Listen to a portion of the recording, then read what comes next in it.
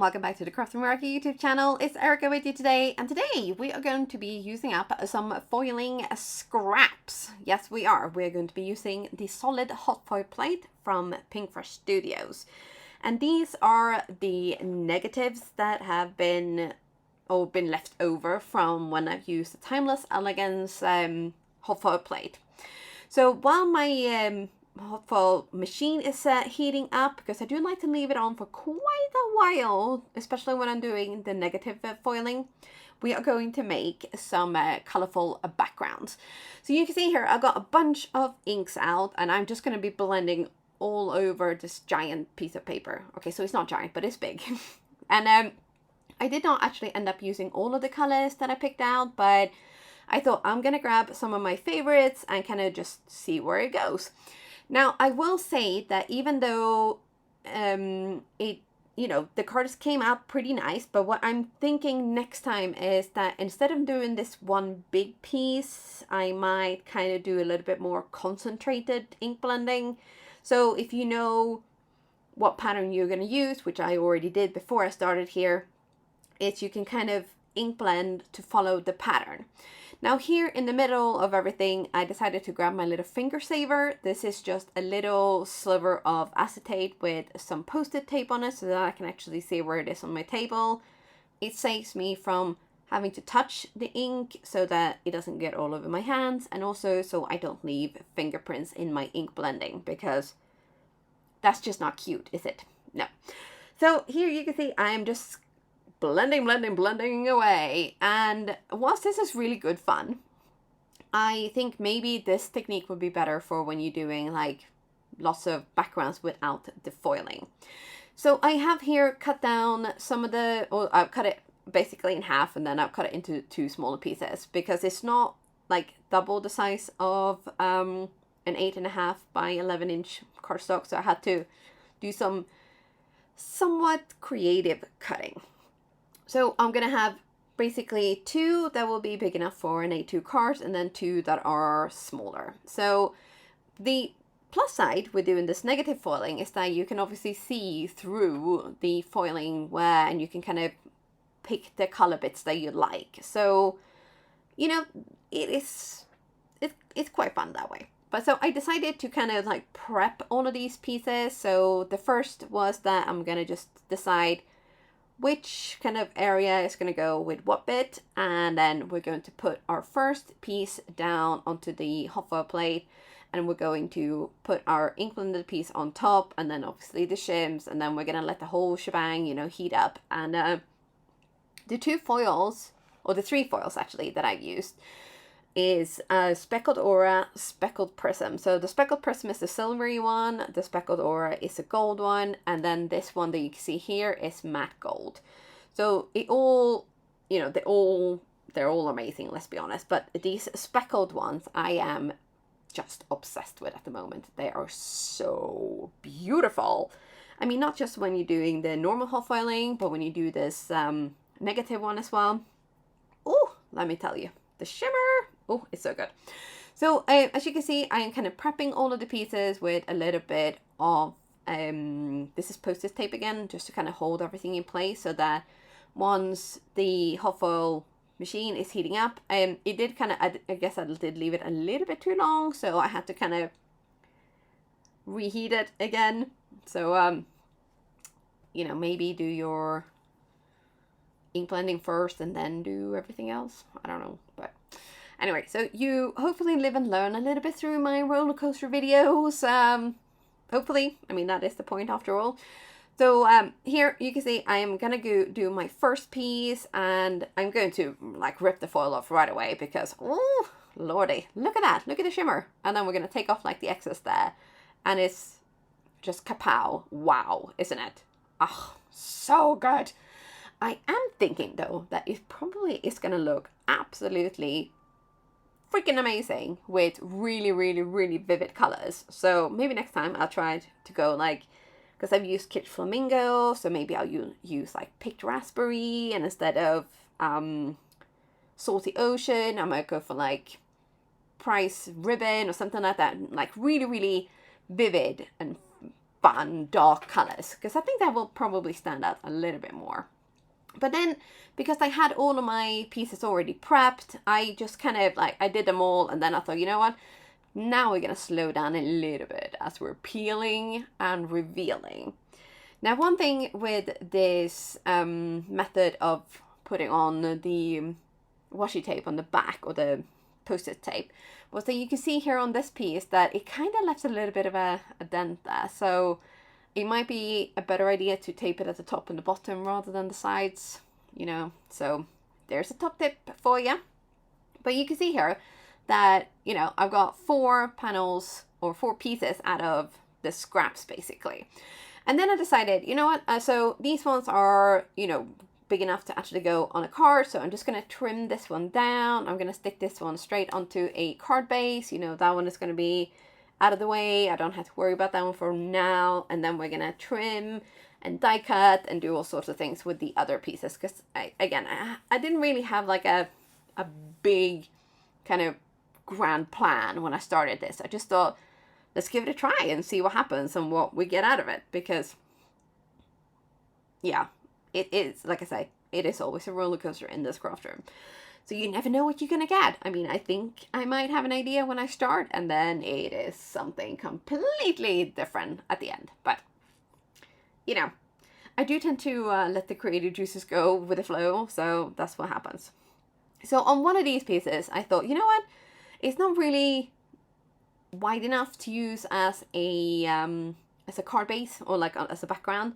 So I thought I'm going to do some creative die cutting, because this birthday slimline tag is obviously too big for this little piece. So I'm going to be doing some partial die cutting to create a smaller tag.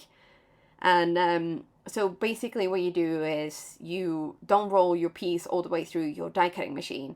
Or if you do want to do that, you just kind of put your die cut over the edge so it doesn't go between the shims.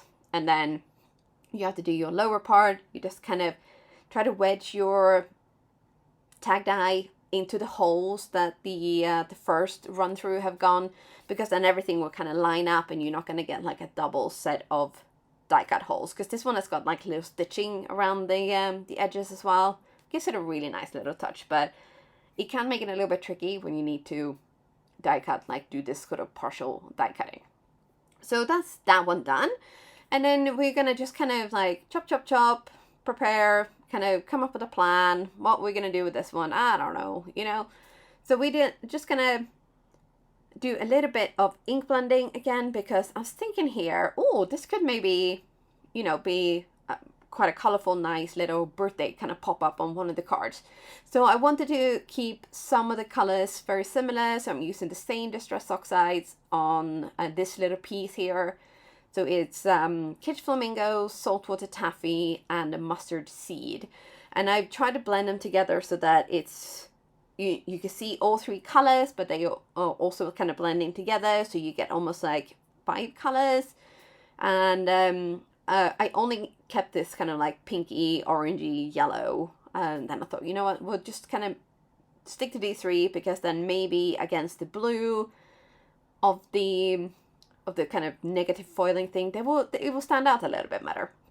And I really did think that this one was going to go on the Speckled Prism card, because it's kind of like the opposite, isn't it? So silver, and then we have sort of goldeny tones, and I really thought that, yeah, it's going to go on that one. And I was wrong. Let's just say I'm going to confess here and there. I was wrong, because I put this on and I thought,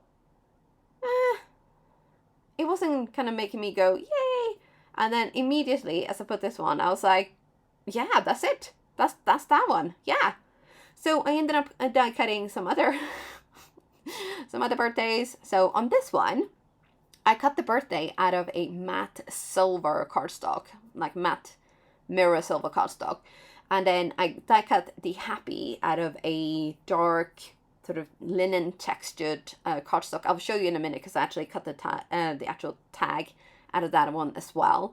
And it just adds a little something to your pieces, I think.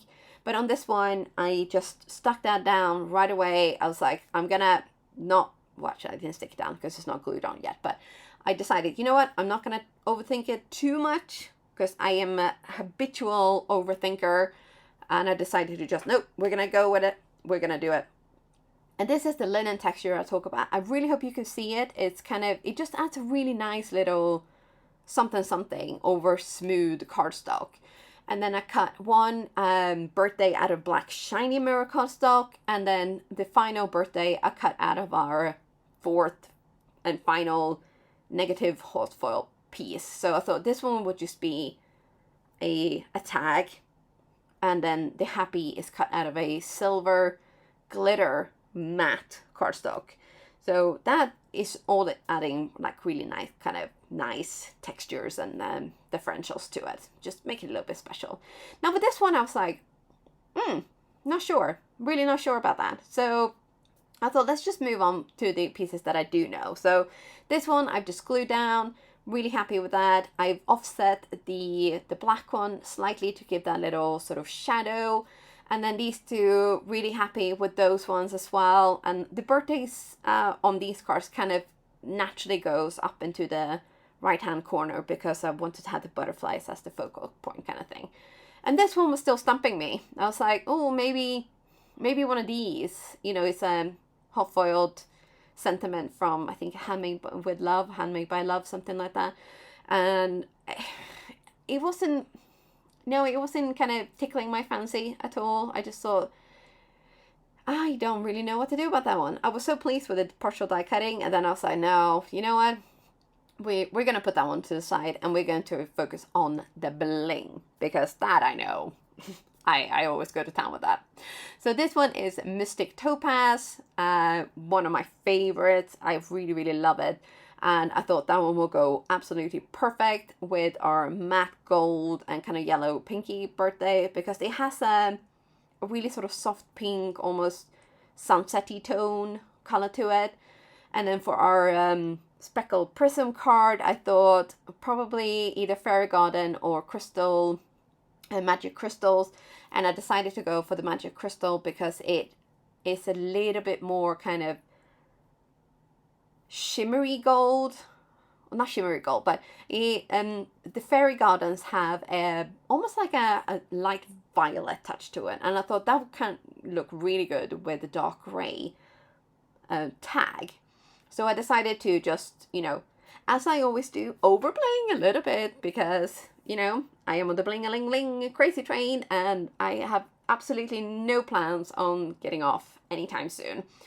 So on the matte gold, yellow, pinky, sunsetty tone card, I decided to have the gems on like the outside of the birthday. And on this one, because of the background being so sparkly and shiny, I decided to actually kind of highlight the birthday itself. And I know it's very difficult to see in this little clip here because it's also shiny. It kind of like everything is outshining itself. But I will show you a little clip of it towards the end of the video, and you'll see what I mean. And it was just kind of to make the birthday even more kind of like fun. And then I decided to actually do a little bit of a 180 turn on this one. So these ones are rainbow butterfly gems, and they're actually in the shape of little butterflies. So I thought, yeah, why not? Why not? It kind of ties in with the butterflies on the negative foiling. So I decided to keep these all on the actual birthday itself. And then I thought, you know what? That's it. We're done. I can't possibly add any more sparkle on these cards. So this is this one finished here. You can see with that matte gold background, it kind of makes the gems stand out a little bit. And with this one, because of the birthday being in a matte silver cardstock, it just really kind of makes that look really, really fun. I think it was a good choice to put the sparkles on the birthday itself. And with the final tag, I was, you know, relatively restrained, I think. So, I don't know, what do you think? Worth the experiment or not? I really hope you've enjoyed this, and I will see you soon again. Bye for now!